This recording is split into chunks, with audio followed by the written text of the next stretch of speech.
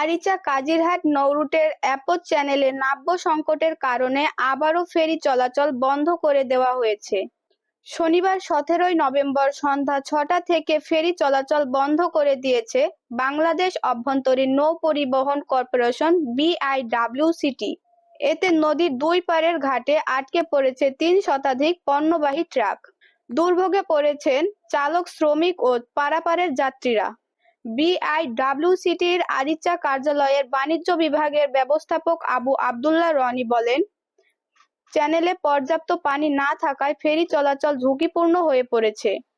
আরিচা অ্যাপোজ চ্যানেলে পলি জমে নদীর গভীরতা কমে যাওয়ায় ফেরি চলাচলে বাধা সৃষ্টি হচ্ছে। দুর্ঘটনা এড়াতেই ফেরি চলাচল বন্ধের সিদ্ধান্ত নিয়েছে।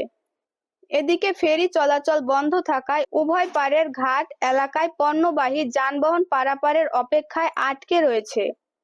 BIWCT আরিচা আঞ্চলিক কার্যালয়ের DGM নাসির মোহাম্মদ চৌধুরী বলেন, এই নৌরুটে বর্তমানে 5টি ফেরি চলাচল করছে।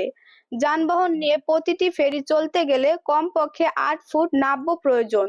অথচ অ্যাপ্রোচ চ্যানেলে পানির গভীরতা 6 ফুটের নিচে রয়েছে। এ অবস্থায় কোনোভাবেই ফেরি চলাচল করা সম্ভব হচ্ছিল না।